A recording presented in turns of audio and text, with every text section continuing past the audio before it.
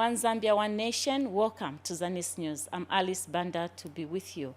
Let's take a look at the top stories. Kafulafuta Dam project nears completion. Indoor residue spraying commences in Mwansabombwe.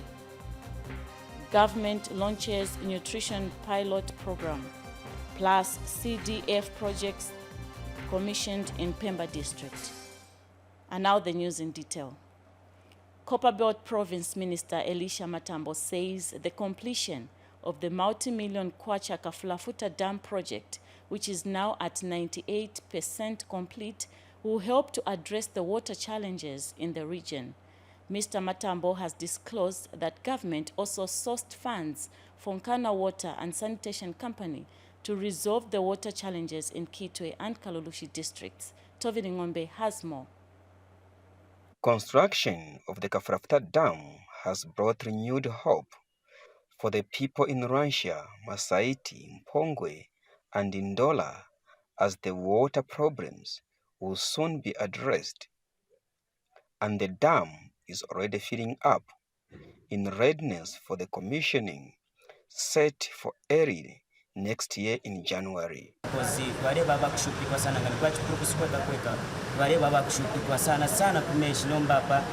had problems in Chipurukus area, but now our government has worked because our lifestyle was bad owing to poor access to water.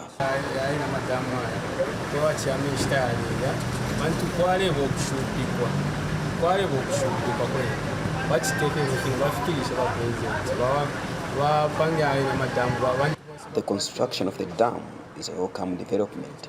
The president should fulfill it so that people can have access to water. Copperbelt Province Minister Elisha Matambo has expressed happiness that the people in the province will now have a chance to access clean water from this dam. Has found money. Kafulafuta Dam is almost now 98% done. Shortly we are going to commission Kafulafuta Dam. It will mean the water problem in Mpongwe, Rwansha, Ndola, and Masaiti, 4 districts, will be sorted out. Government is also working on addressing all water challenges in the province. This president has found money for Nkana. They are also doing the water project there to try and sort out Kitwe and Kalulushi. The international community, our cooperating partners who were handling Mulonga water, they stopped because of the previous government, which was not straight. Right now, Mulonga water, they are on the ground to try and sort out the water problem of Chingola, Chirawombwe, and Frira.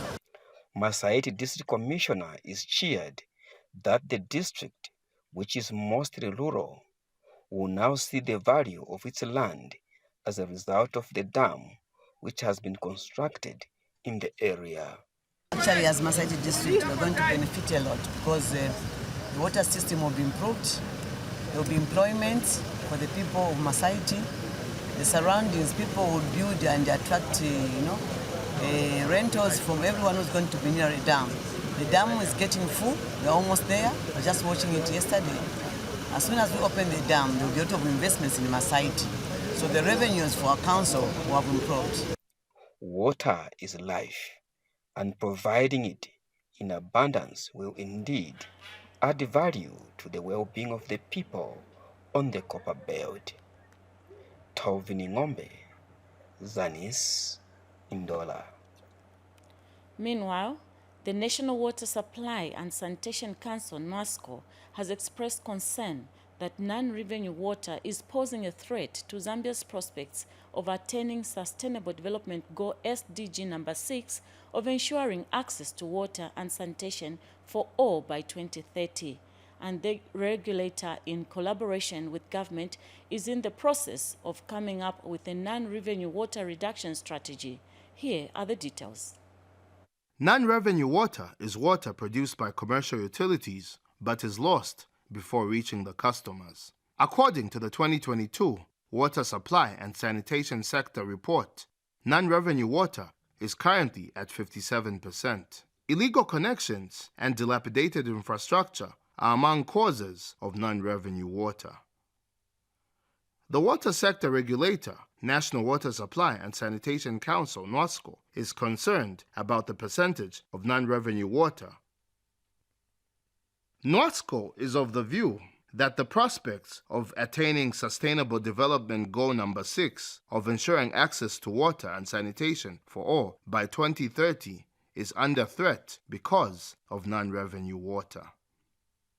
People might do illegal connections through a meter bypass, or they might carry out certain activities that just impact on the commercial aspect of the utility. And one of them, like I mentioned, is the meter bypass. There's also the aspect of illegal consumption. All those factors begin to impact on the high non-revenue water in the country. Now, obviously, as a sector, like I mentioned, 56% or 57% is very high for a country that is making efforts to achieve the Sustainable Development Goal number 6 of increasing access to clean water and adequate sanitation for all. As such, the regulator and other stakeholders are in the process of coming up with the non-revenue water reduction strategy. We have been collaborating with different stakeholders, primarily our Ministry of Water Development and Sanitation, and the service providers, and ourselves as a regulator and other stakeholders to see what we can do to get together and tackle the issue of non-revenue water. And we're pleased to note that we are in the process, through the Ministry of Water Development and Sanitation, we are in the process of launching what we are calling the non-revenue water reduction strategy. Hopefully the strategy, once implemented, will address the problem of non-revenue water. Mtalakani for Zanis News in Lusaka. And on the health segment, Value Health Africa Immunization Program Officer Mbiankeli Van Cleef has called on civil society organizations to work with government in building strong, resilient health systems. Dr. Lee Van Cleef said this on the sidelines of the 3rd International Conference on Public Health in Africa during a plenary session dubbed The Power and Potential of Civil Society in Building Resilient Health Systems. Lakson Makosa has more.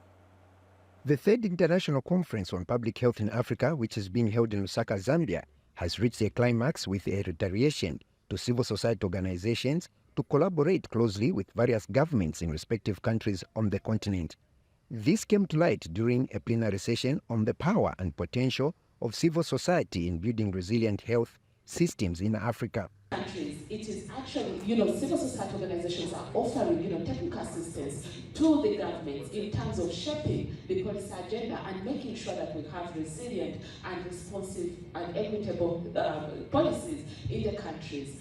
During the session, civil society organizations were advised not to be confrontational, but rather to supplement government where it falls short in building resilient healthcare systems. As collaborators, complementing the government's effort, but acknowledging the weakness within the government, not to reach the last mile children, where civil societies are best placed, and also discussing with the government on how they can leverage the presence, the capacities, and experience of civil societies in achieving the immunization agenda. Participants also learned that most civil society organizations lack training, hence not being effective in their advocacy work. We prepared them by training them, and we've trained over 105 civil society organizations, equipped them with materials, equipped them with information, and then follow them up and encourage them to now conduct these mobilizations.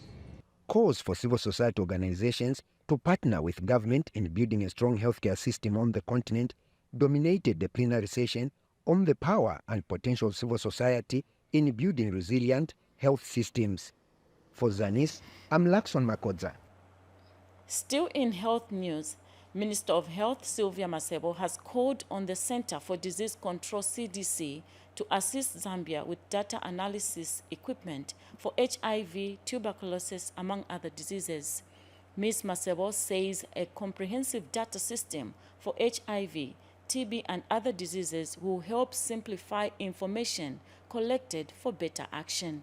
The minister was speaking when she held bilateral talks with the United States CDC team, accompanied by U.S. Ambassador to Zambia Michael Gonzalez, on the sidelines of the 3rd International Conference on Public Health in Africa in Lusaka.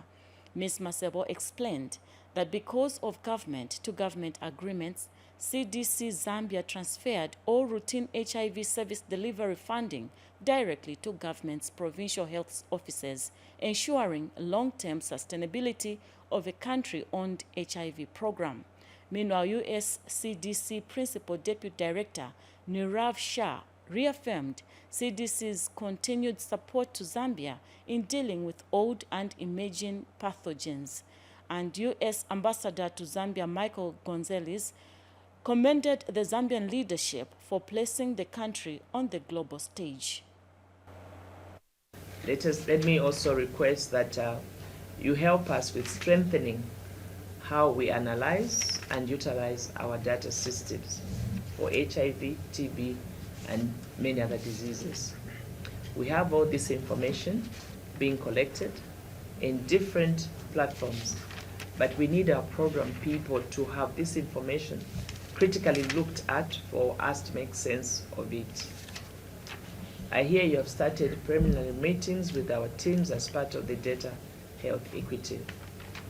As we do so, let us involve relevant units within the departments, and that is in the ministry, the National AIDS Council, and Zambia National Public Health Institute, for us to have a unified government-led approach. Let us also not create separate systems which may not be sustainable. The CDC's pieces of investment there are strong investments in laboratory systems across the country. Indeed, just at this conference, we at the CDC announced $2.5 million in investment supporting Zambia's public health reference laboratory, which will help not just with respiratory viruses like COVID-19, but possibly other pathogens, whether that's cholera or other things that may be coming in the door. This comes on the heels of over $20 million in additional investments, all of which are part of, for example, the PGI 2.0 initiative that this conference has highlighted. To Zambia to not only see Zambia on the global platform, but to interact closely to understand better what we are doing together and where we can lead that relationship going forward. Still in the news, Minister of Health Sylvia Masebo has hailed the Belgian government for the long-standing commitment to global development and Belgium's ongoing support to Zambia. Ms. Masebo says the bilateral relations between Zambia and Belgium have been characterized by a shared vision for a healthier and more prosperous future. The Minister of Health said this when she held bilateral talks with Belgium Development Cooperation and Humanitarian Aid Director General Heidi Rombouts on the sidelines of the 3rd International Conference on Public Health in Africa, CPHIA, currently underway in Lusaka. During the talks, Ms. Masebo said Zambia's national health policy and priorities are aligned to international frameworks such as the Sustainable Development Goals SDGs, with strong emphasis on maternal and child health, infectious disease control, and management of non-communicable diseases.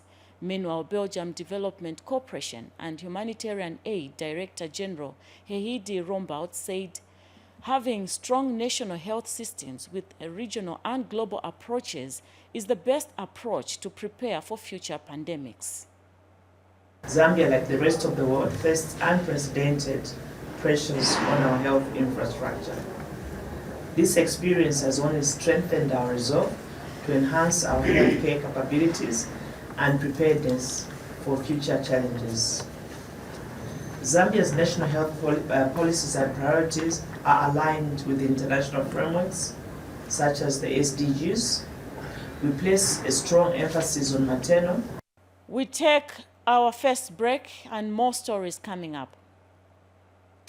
November is packed with excitement on Topstar starting November 1. Enjoy massive discounts and save up to 50 kwacha on your antenna decoder for only 249 kwacha. Don't miss a single moment of action with unbeatable entertainment on our StarTime Sports channels as you cheer on your favorite team. For all our drama lovers, tune in to Novella E+ for the latest broken marriage vow at 2040 hours and unforgettable mind game nights on Pongwa, Champs or Quacks every Sunday at 19 hours. Experience a whole new level of entertainment by unlocking the world's finest viewing menu on the newly added channels. TLC for everyday drama and deception, ID for crime and investigations, and Discovery Channel plus more for less. So hurry now. Grab your promotional decoder at 249 kwacha today. Subscribe for only 160 kwacha now. Topstar. Enjoy affordable TV.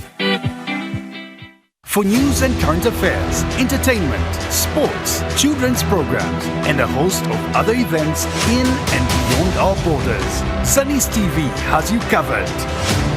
On Channel 6 and Channel 458 on Topstar.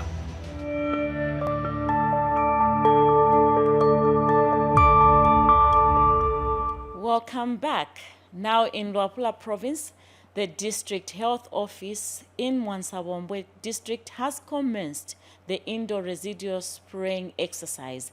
Public Health Officer Nyambe Nyambe says the exercise is aimed at addressing the increased cases of malaria in the district. More from Lewis Changwe. Mwansabombwe District is among the districts in Luapula Province with high malaria incidence rate. As a way of reducing malaria cases, however, the District Health Office has embarked on the indoor residue spraying IRS exercise. Public Health Officer Nyambe Nyambe now explains how the exercise is being implemented. The purpose or the major purpose of IRS is to ensure that we reduce on malaria incidence. In total, we are targeting 11,572 structures with a total number of 40 spray operators. And this campaign is going to last for 20 days. Mr. Nyambe has the following appeal to make to members of the community. My appeal to the people of Mwansabombwe or the community at large is to ensure that we allow our homes to be sprayed. As our spray operators move and visit our houses, let's ensure that we open doors and allow them to spray our homes so that we can fight malaria in Mwansabombwe district. Meanwhile, members of the public have welcomed the move, but advised that the exercise should be implemented in the dry season as it requires taking some household items outside when the house is being sprayed. Nimpokelera panganda baleta spray pamulandu wako bati bali tuchimshia ko bulwere bwa malaria. Leo nefe mukati akamayanda. Ndeko selesha ko nabananja wabaleka no kwe bati. Bafuire bafumisha mayanda pakwe bati bulwere bwa malaria ufire bwa chepako. Ngabasansa omuti mayanda malaria ira bakwati ya chepako elo kairita kubokulwala kwa konkanya ngefe cyari kunu mokwiro tabale sansa. So ndeko selesha makamaka bana maya bali pabukulu elo nabana bale onka banono nabali ngokusanshwa mayanda yabo pamuna bakalamba bonse bakutira obumi bwaba bwino bachingirirwa kuli malaria. Lewis Changwe, Zanis, Mwansabombwe, Luapula Province. We continue with the news. The Zambia Air Force, ZAF, is elated with the construction of a runway and rehabilitation of infrastructure at the Kasama Airport. ZAF Air Defense Commandant Michael Mukuka says the runway is a strategic piece of infrastructure that the Air Force will also use to conduct air defense operations in the region. Nkweto Ngoshe reports that General Mukuka said this shortly after the launch of a special operation for the L-15 fighter jets held at Kasama Airport. A scary noise to civilians, but known as a sound of freedom in military circles. It is a historic moment as the L-15 fighter jets make their maiden landing on the newly upgraded Kasama Airport runway. Zambia Air Force Air Defense Commandant Brigadier General Michael Mukuka is delegation leader of the fighter pilots and now explains the importance of the operation. We are here to provide the security to the nation and to the would-be investors. When you look at investors, they want a secure place. hence our coming here. This runway is centrally located, it's strategic in nature. At times we are passing through populated areas where we have schools around and children. I'm here to assure them that they are safe. We are just doing our routine operations and exercises. And the provincial administration says it values the contribution of the Zambia Air Force to the country's security. We are happy that our investment, first of all, is secured with your presence. We are happy also that you are here at least to test even in our airport. The future is bright. You are going to be making Kasama Airport as one of those airports where you can do these military operations. For the Provincial Air Defense Commandant, the operation is historical. We've not conducted these exercises in this part of the country. So the coming in of this infrastructure really indeed is timely, in that even people around some of these localities will be able to see, not just hear that we have an air force, they are able to see also and get that sound of freedom, as we call it. Nkwetongoshe for Zanis in Kasama. We now cross over to Mansa, where the Department of Community Development and Social Services in Mansa District has commenced the distribution of farming inputs under the Food Security Pack Program, FSP. Mansa District Community Development Officer Tikambenji Kangombe disclosed that the district has received all the inputs for this farming season. Kennedy Chomba gives us the details. The distribution of inputs under the Food Security Pack in the Department of Community Development has commenced in Mansa District. The exercise will see over 2,600 vulnerable households benefit from the program. Each beneficiary is expected to get 2 bags of decompound fertilizer and a bag of urea, together with 10 kilogram bag of maize seed. So we received 5,310 decompound. Then we also received 2,655 urea. And then we also received 2,655 maize seed, and also bean seed. We received 2,000. Mansa District Commissioner Irene Chivweta, who flagged off the distribution exercise, wants farmers to use the inputs for the intended purpose. Today, we are flagging off the distribution of fertilizer, and we are very much grateful as a district because the fertilizer has come at the right time, where farmers are eager to do the planting. They have done already the preparation of the land, and as soon as we distribute this fertilizer, they are going to start planting their seed. So transporters who have been engaged to distribute these inputs in all the 20 wards of Mansa District are grateful for the opportunity. Helesa would be able to transport these inputs in time. Yes, before even the time, the required time, we'll be able to deliver them in these areas that we've been given. Okay.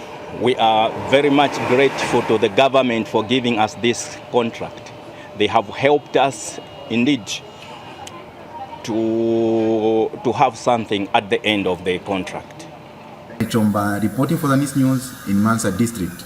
We go to Western Province, and still in agriculture news, the Department of Community Development and Social Services in Lukulu District has distributed livestock to the vulnerable but viable farmers in the area.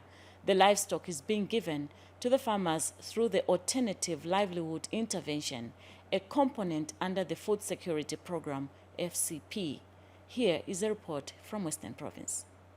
The Food Security Pack program has 3 components, and among them is the Alternative Livelihood component aimed at improving nutrition status in communities. During the distribution launch of livestock to the beneficiaries, Lukulu District Commissioner Kelly Kapaku emphasized government's commitment to improving the livelihood of the people.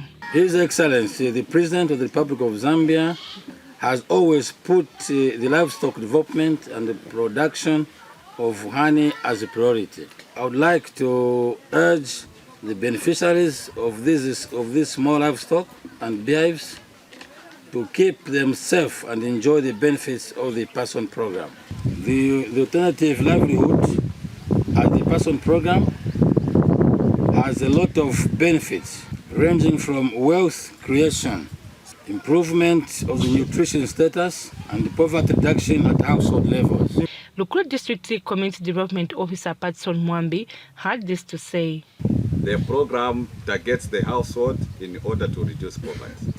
Food Security Pack program consists of 3 components. We have land-fed cropping, where we give fertilizer and seed to the farmers. The other component is wetland. That is when it is winter season, when people are busy with gardens. Now, the last component is alternative livelihood. This is the program we are here for. And the traditional leadership has commended government for its continued developmental programs and urged the beneficiaries to care and utilize the animals.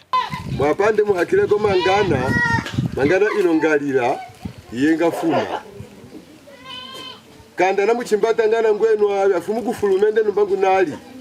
Rita Kabindama, Zanis, Lukulu District, Western Province. We take another break. Still to come. Government launches social cash transfer nutrition pilot program. Stay tuned. November is packed with excitement on Topstar starting November 1. Enjoy massive discounts and save up to 50 kwacha on your antenna decoder for only 249 kwacha. Don't miss a single moment of action with unbeatable entertainment on our StarTime Sports channels as you cheer on your favorite team. For all our drama lovers, tune in to Novella E+ for the latest broken marriage vow at 2040 hours and unforgettable mind game nights on Bongwa, Champs or Quacks every Sunday at 19 hours. Experience a whole new level of entertainment by unlocking the world's finest viewing menu on the newly added channels. TLC for everyday drama and deception, ID for crime and investigations, and Discovery Channel plus more for less. So hurry now. Grab your promotional decoder at 249 kwacha today. Subscribe for only 160 kwacha now. Topstar. Enjoy affordable TV. For news and current affairs, entertainment, sports, children's programs, and a host of other events in and beyond our borders, Zanis TV has you covered. On Channel 6 and Channel 458 on Topstar. Pemba Member of Parliament Lamek Hamwata has commissioned 13 projects which were funded using the Constituency Development Fund CDF. The infrastructure projects include classroom blocks, staff houses, and solar-powered street lights, among others. Chintu Nangamba forwarded this report. This marks a historic moment for farmers in Siabunkululu and surrounding villages in Pemba district of Southern Province. For the first time ever, they can dip their cattle within their own community, thanks to the construction of the very first deep tank in the area, funded by government through CDF. Before this, farmers had to endure a tough 25-kilometer journey to dip their cattle, a task which often discouraged farmers from dipping their animals and resulted in many cattle dying from preventable diseases. The problem we faced previously was the lack of a deep tank. As a result, we lost a lot of cattle because farmers were not dipping their animals. The traditional leadership is overjoyed by this development. We are very grateful to the government for constructing a deep tank here. Our animals will now be dipping from within our communities. Pemba Town Council has also commissioned 13 projects from the 2022 CDF allocation, including a science laboratory at Siazwela School, 2 classroom blocks at Hangom and Siamlea schools, semi-detached staff houses at Muntu Wabulongo and Siababa schools. I am honored to be here today to officiate the handover of 13 important community projects in Pemba constituency funded by government under the 2022 CDF Development Fund. These projects are a clear testimony that CDF is working and indeed is a game changer in Pemba and the country at large. The district leadership is happy with the progress made so far. This kind of development is unprecedented here in Pemba district. So let us work with the government of the day, the new Dawn government, to foster more developmental projects in our district. Our community is taking shape as vast development is being witnessed throughout the district. Chintu Nangamba, Zanis in Pemba, Southern Province. In a related story, government has warned of stern action against people vandalizing national heritage sites on the Copperbelt province. National Heritage Conservation Commission officer in charge of Copperbelt province, Richard Hangua, issued the warning when he visited Bwanamkubwa Mine heritage site in Dola, which has been invaded by vandals. Opened on January 23, 1925, the structure still remains strong and visible. These are the kilns which were being used for copper smelting then, before the coming of the new technology at Indola's Bwanamkubwa Mine. Despite this technology having been phased out, the site still serves its relevance in terms of keeping the country's mining history and for academic research. The Mkubwa Mines ruins, you go and learn how copper was extracted and processed before modern technology. However, many people have little knowledge about the importance of this national heritage, as can be seen by high levels of vandalism taking place here, which are detrimental to government's plans of developing the site. People subdivided, gave themselves the portions of land within this property. But it is something that we have put our foot down and will not yield. And we still mention it out there to say those that may wish to do things the way things were done before, I think they would be mistaken, because this is a site that is actually very important in terms of research. So it's not a site we can just let to disappear like that. The Department of National Heritage is now calling for a stop to these illegal constructions. We call upon even those people that are still trying to encroach to say, I think they need to stay clear. Reporting, I'm Agrippa Silumbwe in Ndola. Minister of Small and Medium Enterprise Development Permanent Secretary Subeta Mutelo has applauded activities being done by small and medium enterprises, SMEs, in Mongo District, Western Province. Here is a report. Government has called on many small and medium enterprises to apply for loans from the Citizens Economic Empowerment Commission, CEEC, in order to boost their businesses in Western Province. Small and Medium Enterprise Development Permanent Secretary Subeta Mutelo said this when she inspected some of the small and medium enterprise facilities in Mongo District. We are here in Mongo, of course, to see how our SMEs and our cooperatives are doing in connection with the mandates that has been given to the ministry to promote growth of SMEs and cooperatives. And so what we are doing right now is just inspect how the SMEs and the cooperatives who are here at this industrial yard are performing. So far we have seen the country millers who are doing very well, and we've had a very good conversation with them. We've asked them to look into incubating other small-scale farmers and SMEs, so that they can learn from what he's doing. They need to learn from his success, ensure that there is more youths employed in that area. There is lack of zeal for industrialization around that area. So we need to encourage them also.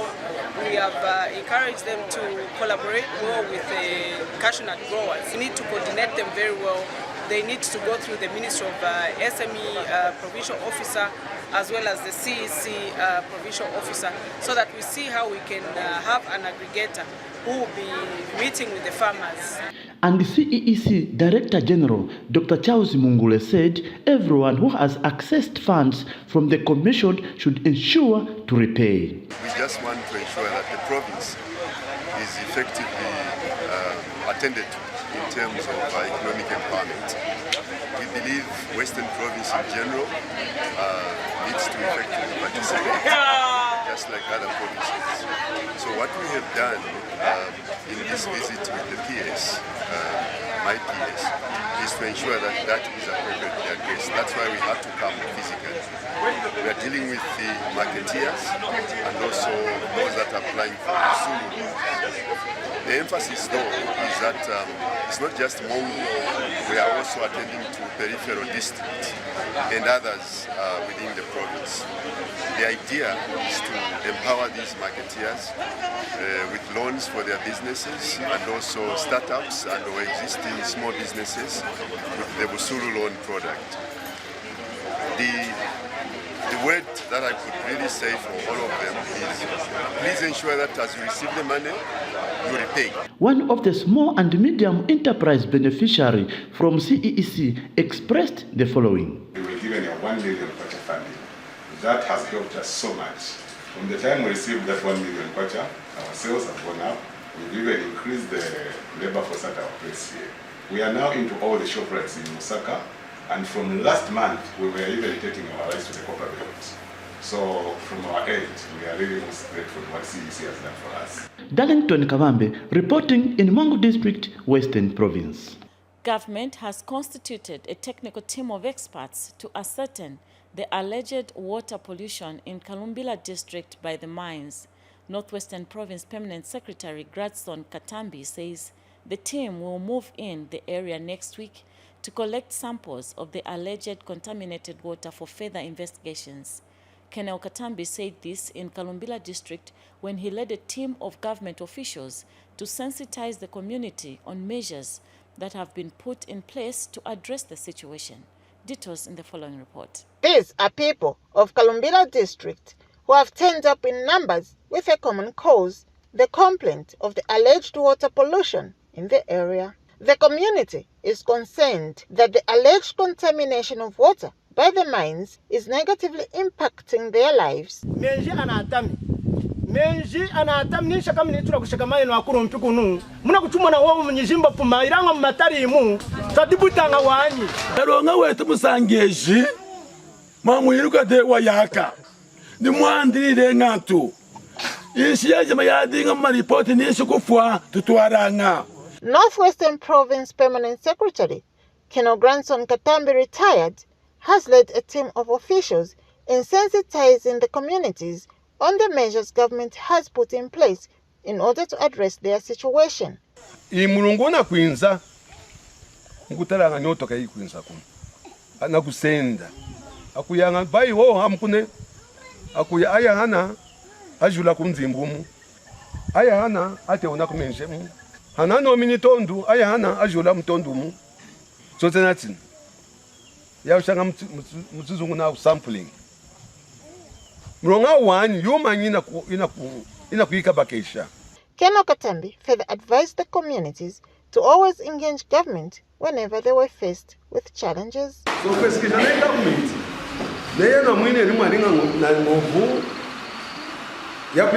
ya kuandika na wama mines nukumanisha ilonga etu chatinga chachwa ilanga kuna kuliwa na banka weni na kwa mine tunali tukukana so tutachikenu kumwelela mfumeni yenu.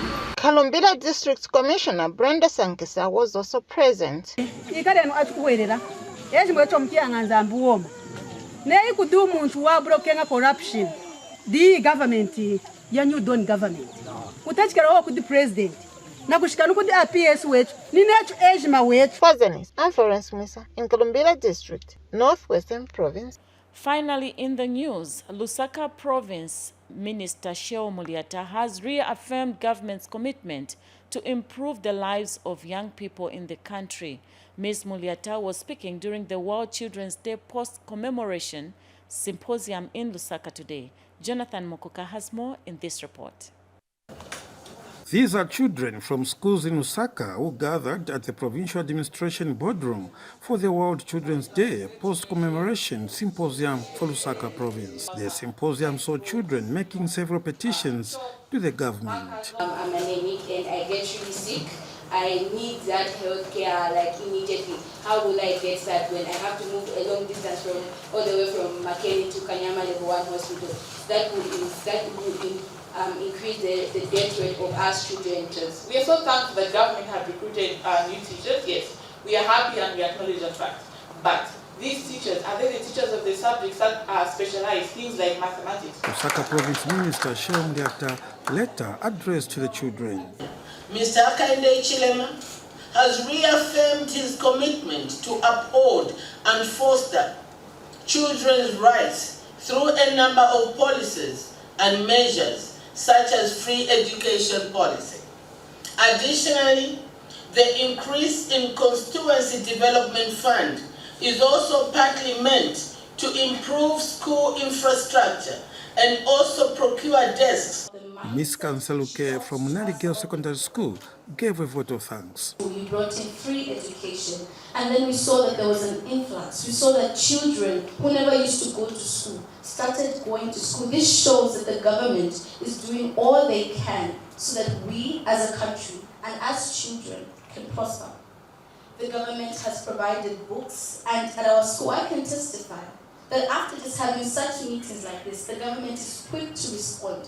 Our school received a lot of desks. Jonathan reporting for Zanis News in Lusaka.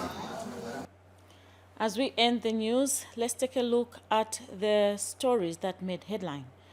Kafulafuta Dam project nears completion. Indoor residue spraying commences in Mwansabombwe. Government launches nutrition pilot program, plus CDF projects commissioned in Pemba district.